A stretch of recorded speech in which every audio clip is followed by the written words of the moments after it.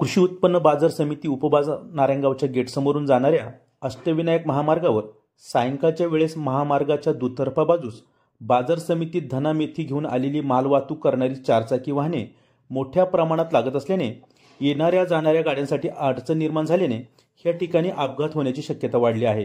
नारायणगाव येथून जाणाऱ्या ह्या अष्टविनायक महामार्गालगत मांजरवाडी, भीमाशंकर सहकारी साखर कारखाना, मलठण व शिरूर ही महत्त्वाची मोठी गावे लागतात।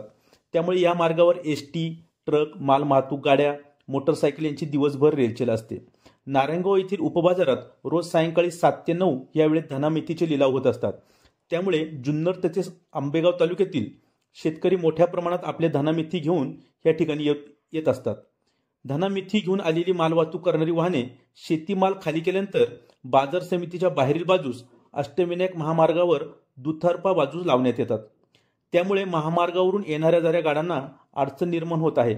त्यातूनच सायंकाळच्या वेळेस या ठिकाणी अंधार असल्याने 2 मोठी वाहने समोरासमोर आल्यास या ठिकाणी अपघात होण्याची शक्यता वाढली आहे।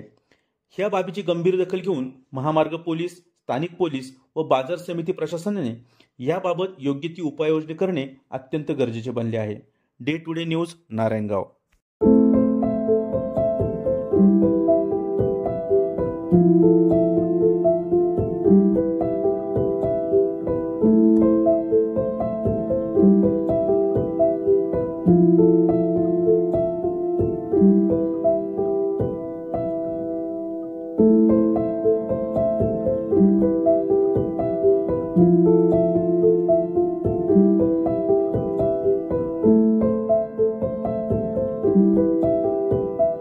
Thank you.